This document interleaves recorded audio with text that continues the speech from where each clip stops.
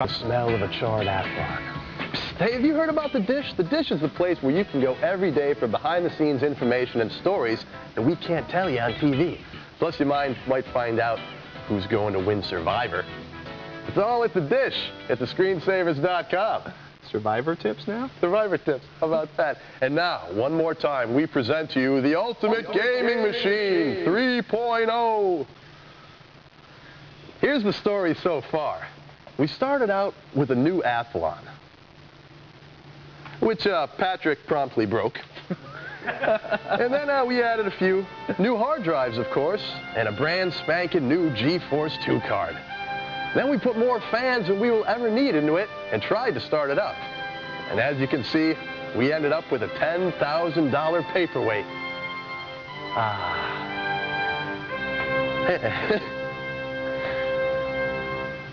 Yeah, there's the voice stuff. None of that worked either. And there's Thresh, who got thrashed in our game of Quake 3 with the viewers.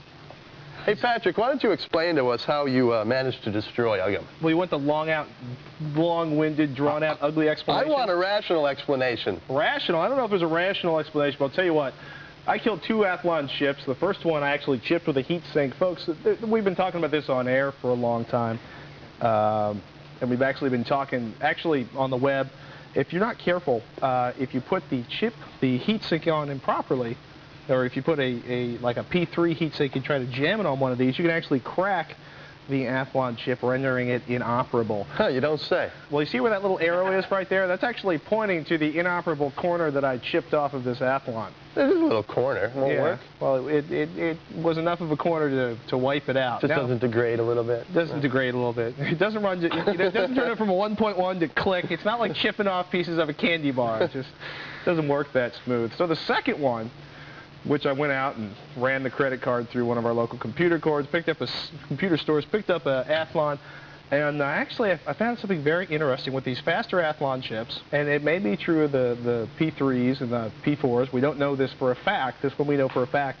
If you run one of these without a heat sink, even for a couple seconds, that perhaps even one single second without a heat sink can melt it. Now, part of the reason we know that is because this particular processor actually now smells like somebody lit it on fire. So if you get in close here, this is the one with the arrow, but if you also look at, you can actually get in with if we had the 1.1 in here, you'd actually be able to see the little dirty marks where we actually managed to burn in, literally, the chip. We melted it. So I now have, I'm going to turn one into a bolo and maybe one into a cowboy hat rack. You know, because, hey, everybody needs to kill a $600–700 worth of chips in 2 days for the sheer joy of it. You know, I think we all learned some valuable lessons over this past week, Patrick. Yes, be very careful with heat sinks and make sure you always have one in before you put the power plug anywhere near an Athlon-based system. So, should we take a look at the complete list of parts for Uggum 3.0? Let's do it. Let's do it. All right, folks. Actually, should we see if it works? There we go. There's the list. The 1.2 gigahertz Thunderbird. We've got a Gigabyte GA7DX motherboard. Actually, we don't, but 512 megabytes of DDR memory, the Elsa Gladiac Ultra Sound Blaster Live Platinum 5.1, and we actually have substituted the IBM Death Star. We're having an exciting time with our new production system. Plexwriter 16X, a QPS 12X DVD-ROM, Klipsch Pro Media V2 400 brain-frying speakers, a Princeton Arcadia 32-inch monitor, an optical IntelliMouse, a Sidewinder Precision 2 joystick, the Sidewinder Game Commander. Do I have to keep reading this? Yeah, a lot of coolers, too. Okay, and you know what? This is an entire page. This is the entire page of coolers that Russ designed into the system. A selection of coolers so awesome. I actually had a geek in the store. I picked up the third 1.2 gigahertz chip this morning. They actually went, wow, that's a lot of fans, dude. So, all right, Patrick, enough talk. Enough talk. You were here all weekend trying to make this thing work. Let's see if you finally succeeded, shall we? Okay, we're going to flip the switch, bro. I hear a fan. That's a good sign. Super orbs going. Chips going. I see nothing on the screen, though. Give it a second. I'm nervous, Patrick. We have a green light. We have signal. That's something. That's more than we got all week. Look at that. It's going. We made this doesn't mean anything yet, though. Right or now, does it? Does it? Uh-oh, the music's starting. Are we going to count this one? I think it's going to work, man. I think it's going to work. This is the exciting part, folks. The problem with the motherboard here is, unlike the Intel 815, The KT133 is not quite as fast booting, also because we got so many SCSI drive packed into this thing. Takes a little while to boot. So here we go. Or Patrick might just be covering up for it not working again. Let me tell you something. Last week, we couldn't even get the BIOS to boot. This is a good sign. In fact, I've got some people looking at that motherboard trying to figure out just what exactly we managed to do to it. It's very exciting stuff. All right, here we go. This is the big test right here. Okay, PCI device listing. Folks, the SCSI card should be coming up in a second. Let's see it. Come on. The suspense. It's killing me. It's killing me. It's killing me. It's killing the guys in the production room. It's killing, yeah, they're like, come on, in the will back the machine go why is on? this taking so long? Our executive producer, I can tell him going. It's all the It's all those fans in there, we gotta exactly. talk about this fan situation, Russ. I don't think it's going to work. This is killing me. I think it's busted. If it's busted again, I don't quit. think the Ultimate Gaming Machine is Tahiti working. by sale. This is amazing. It didn't work. It didn't work. No? Oh, that's it. Starting Windows. Wait a minute. What's? You had to hit the screen. Yeah. We It have Windows worked. 2000 Professional. It worked.